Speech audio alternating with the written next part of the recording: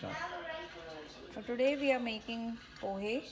Uh, so I have just washed some of the pohe and then drained the water out of it, and I have mixed a little bit salt and sugar, and as you can see, it's the water has completely been drained off. So I'm just letting soak for about 5 minutes while I'm doing the preparation of the other ingredients. Now I'm going to shallow fry a little bit of peanuts. It gives a good crunchy flavor to the poi. So I'm going to put about 1 tablespoon of oil. We are not deep frying, we are just shallow frying. And about a handful of peanuts. Wait for the oil to warm up a little bit.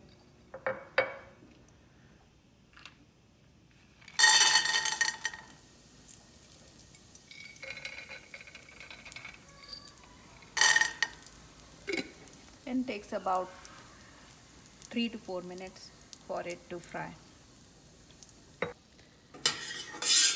Peanuts are done. I'm going to take it off on a paper towel to take the excess oil off it. And I'm going to use the same pan to cook the rest of the ingredients. So now I'm going to cook pohe in the same pot where I fried the peanuts. I'm going to put some cumin seed. If you have mustard seed, you can add that as well at the same time. I'm out of it, so I'm just putting some uh, turmeric, and now I added some curry leaves. It gives a very good aroma. Now I'm putting the potatoes chopped into small pieces. I always like to cook potatoes before onion because that way the potatoes are fully cooked and onions don't get very soggy.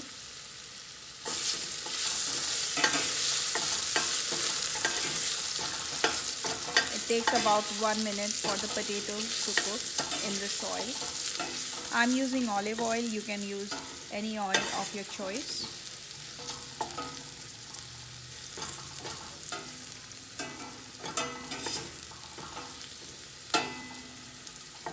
In the meantime, the pohe that we had set aside is also ready. I just put half of lime juice on it to give it a little tangy flavor.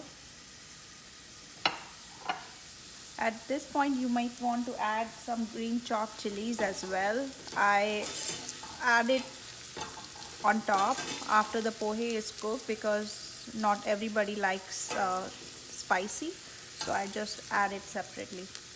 At this point I'm going to add a little bit of asafoetida. It gives a good flavor and helps in the digestion. The potatoes look good and I'm going to put onions to it.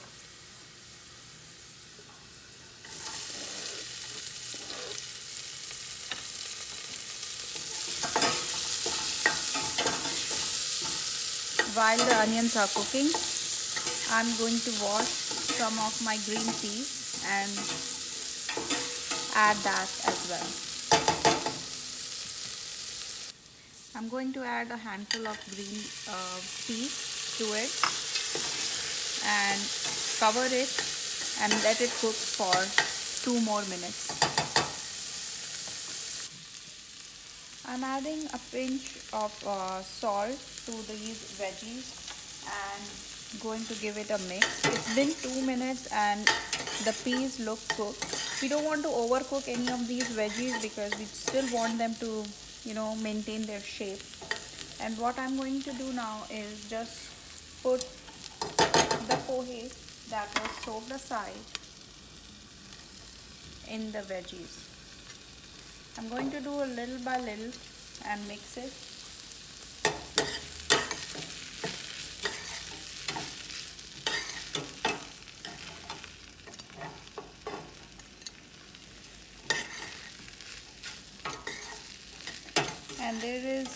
a trick to make the pohe very soft. And sometimes I have had pohe that are very dried, and it doesn't taste very well. And this is a trick that I learned from a friend, and because of which every time my pohe comes very nice and fluffy and not dry at all. So this is like a two step boilers trick. You let the pohe cook in the pan, but you put the plate where, or any dish that you have a little bit deep, on top, and put water on top of it. So what happens is the heat is actually used to evaporate the water, and not just inside the pan, and makes the pohe dry. So this is a very ancient method of cooking. It's been followed in mostly rural part of India, for cooking and making sure the moisture retains in the food that is being cooked. So this is the trick that we are using. So my pohe has been cooking for about 4 to 5 minutes, and now I'm going to put aside that plate where we had the water and give it a stir. As you can see, the pohe has not stuck to the bottom of the pan, and it looks very nice and fluffy and not soggy at all, and it's moist as well. That's the trick to maintain the moisture, which makes the pohe very soft and nice to eat.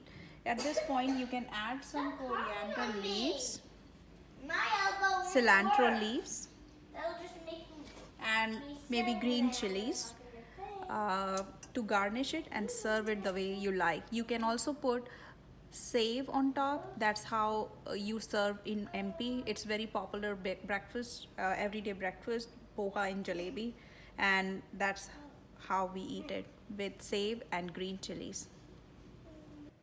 So I have garnished the pohe with save and green chilies and the peanuts, and now it's ready to eat.